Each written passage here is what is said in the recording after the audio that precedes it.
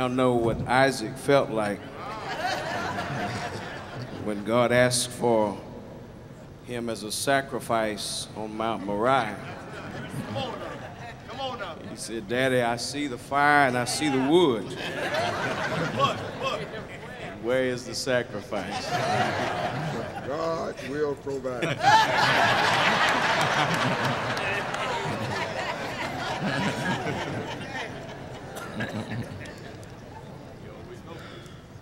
I am very delighted tonight to stand in for my father. And y'all pray for me. In 29 years of preaching, this is the very first time that I've really gotten nervous.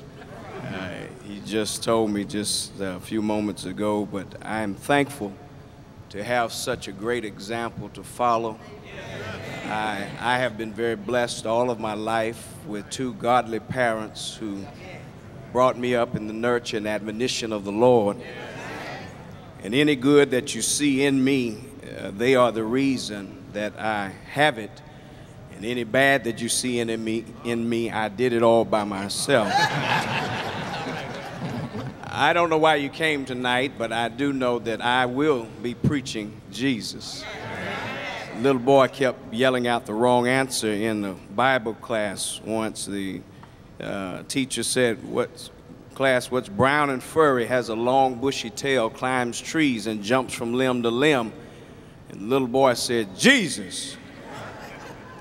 And she thought maybe they didn't understand what she said, so she asked it again. What's brown and furry, has a long bushy tail, climbs trees, jumps from limb to limb?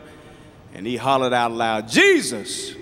So she got so upset, she went down to the men's training class and got his daddy. Said, your son keeps yelling out the wrong answer. I want you to do something about it.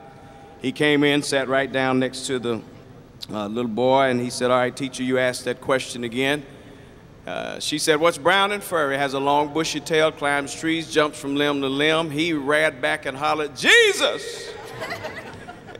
His daddy looked at him and said, boy, what's wrong with you? And the boy said, Daddy, I know the answer is squirrel, but this is Sunday school. We ought to be talking about Jesus.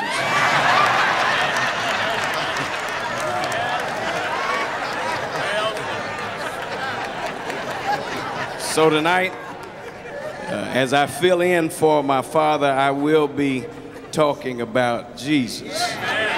Now, you know as well as I do that I cannot do what he has done the last few nights here. He's been preaching over 50 years, and I have about 29 years, so I got a long way to catch up. And last night, as the old people used to say, he shucked corn last night.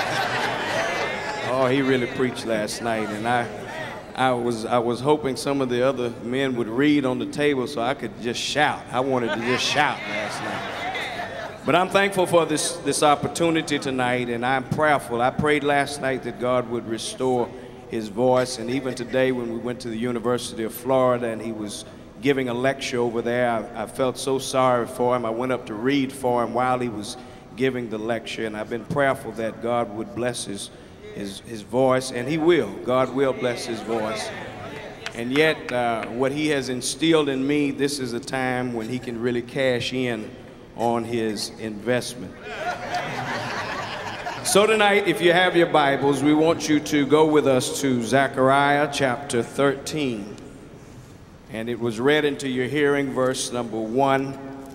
Zechariah 13, verse number 1.